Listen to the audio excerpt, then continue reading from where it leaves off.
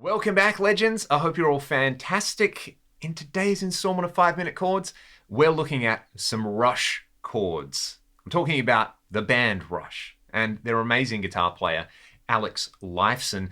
Alex, I would argue, is one of the few guitar players who has a chord named after him.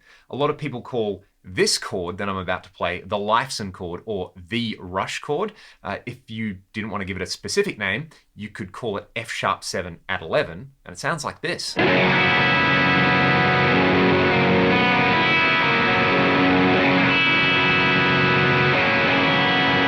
Most famously used on Rush's Hemispheres album. If you haven't listened to that entire album, go and do that right now and enjoy the numerous places Alex plays that particular chord.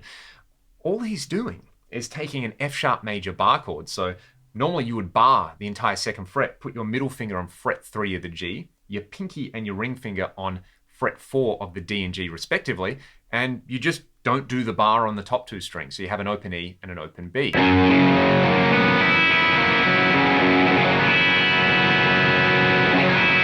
That spells out an F#7 at 11 chord, which also basically contains the notes of a dominant pentatonic. So if you took F# minor pentatonic, made all the minor thirds major thirds, you'd have the notes of that chord.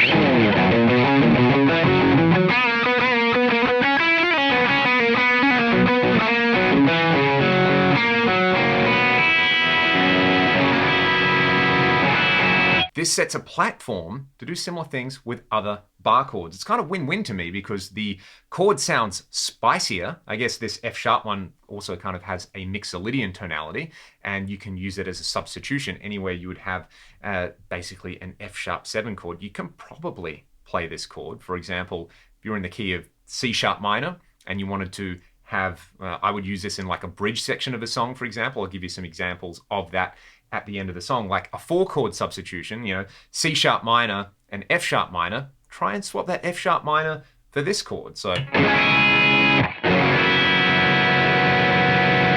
or if you're in the key of E major, alternatively, which is obviously relative to C# minor, this could be your 2-chord substitution.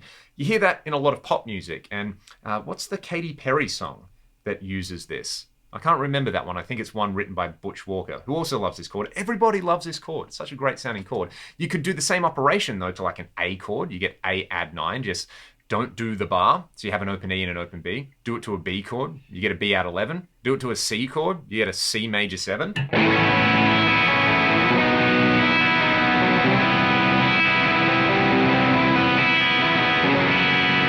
They're what I would call Rush chords. If you already knew these, let me know your favorite application of this in a Rush song. If you didn't, well, you'll forever know them as Rush chords now. We can add maybe 2 more chords to this, and you can actually play the chorus for Limelight, which uses some great voicings. Think of an F#, not an F#, a G# minor chord. So basically barring fret 4, I've got my ring finger and my pinky finger on fret 6 of the D and the G.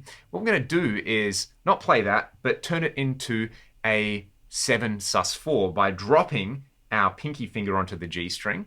And I'm also going to unbar that kind of, I might have to do a really weird almost bar so that I can get the open B string. That's the first chord in the chorus of Limelight.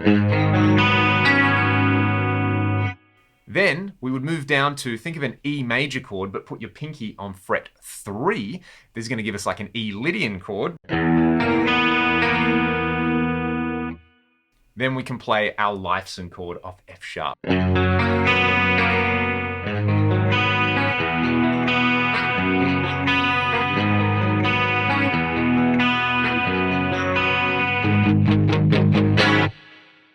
Beautiful sounding chords right there. All these extensions have really fancy names, but they're kind of easier to play than the vanilla chords we're all used to. So like I said, it's kind of win-win. I'm going to give you some examples from a few Ragdoll songs where I play this chord because like so many people, I'm totally in love with that sound. But have to tip my hat to Alex Lifeson, just such an influential, creative, and inspiring guitar player. Enjoy these chords. Go and listen to some Rush. I'll see you all next time. Thanks for watching.